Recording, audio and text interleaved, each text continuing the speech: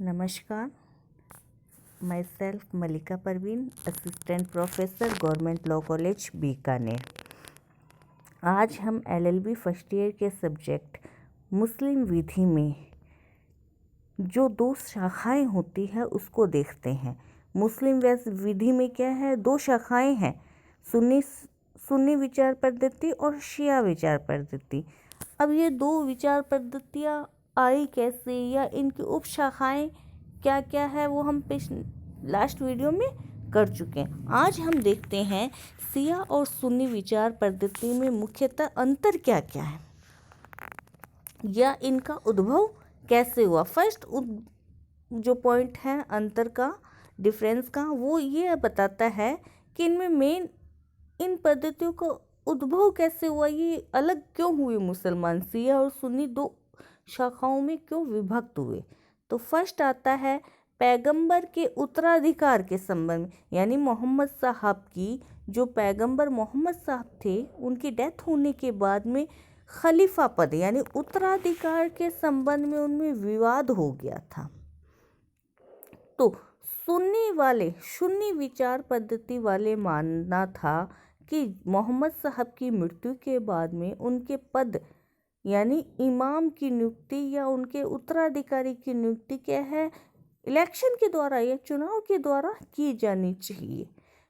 तो उन्होंने क्या है, अपना इमाम अलग बना के इलेक्शन द्वारा इमाम नियुक्त किया और सबसे पहला इमाम या फर्स्ट खलीफा कौन बने, अबू बकर बने सुन्नी के अकॉर्डिंग, ठीक है। लेकिन दूसरी ओर शिया वाले मानते थे कि जो खलीफा का चुनाव होना है वो चुनाव के आधार पे नहीं या निर्वाचन को नहीं मानते थे।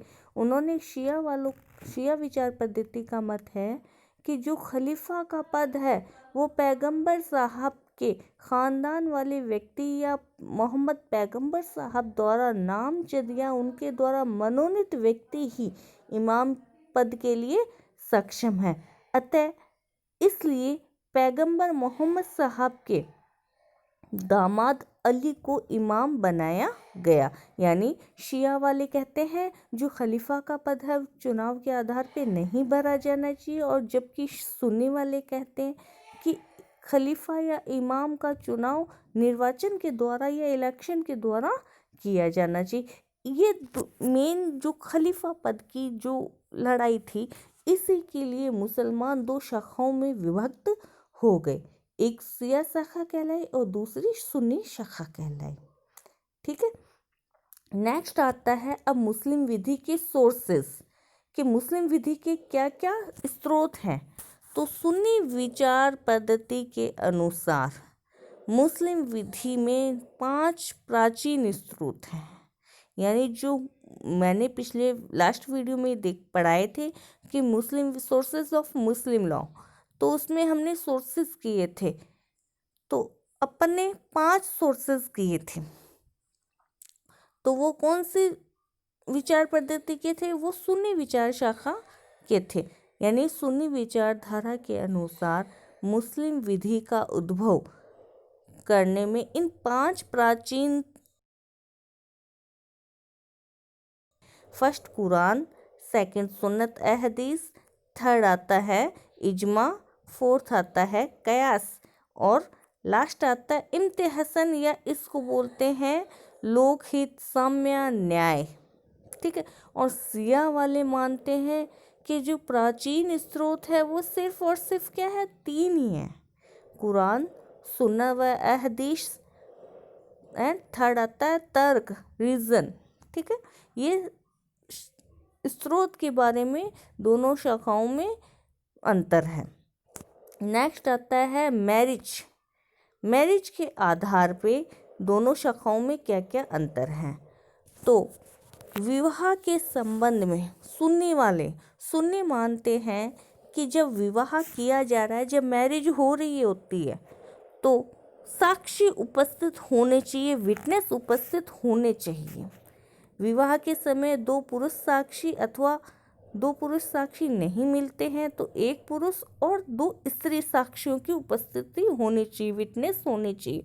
जबकि शिया वालों के विचारधारा के अनुसार विवाह के समय, मैरिज के समय गवाह या विटनेस या साक्षियों की आवश्यकता नहीं होती है।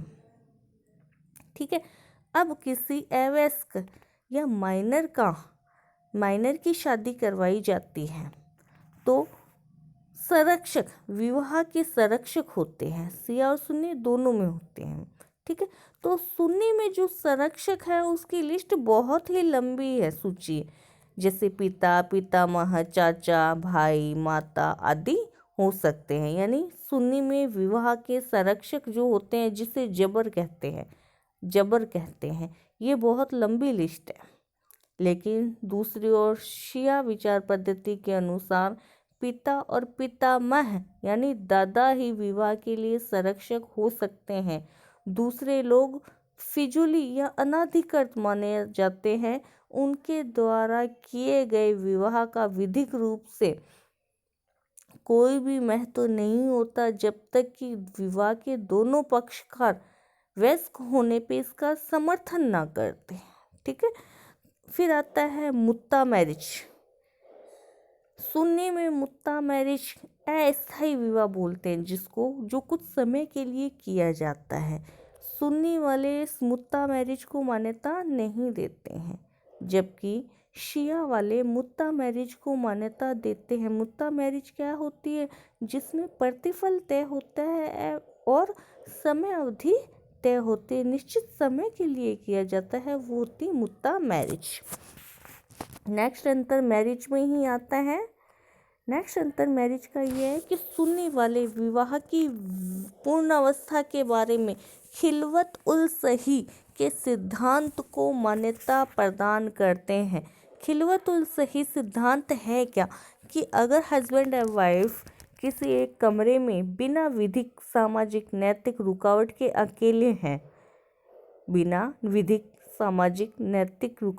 अकेले हैं तो मान लिया जाता है कि विवाह पूर्ण अवस्था को प्राप्त हो गया है। इस सिद्धांत को बोलते हैं विवाह की पूर्णावस्था या वैलिड रिटायरमेंट। अरबी शब्द है खिलवत उल सही, यानी सुन्नी वाले खिलवत उल सही को मान्यता देते, जबकि शिया मत वाले विवाह की पूर्णावस्था वास्तविक समागम से ही मानते हैं। ये खिलवत उल सही सिद्धांत को स्वीकार नहीं करते हैं। नेक्स्ट अंतर आता है गर्भधारण का अधिकतम टाइम पीरियड 2 साल को मानते हैं। ये कहते हैं गर्भधारण का अधिकतम टाइम पीरियड 2 साल हो सकता है, जबकि शिया वाले अधिकतम टाइम पीरियड 10 महीने ही मानते हैं। तो ये हमने पढ़ा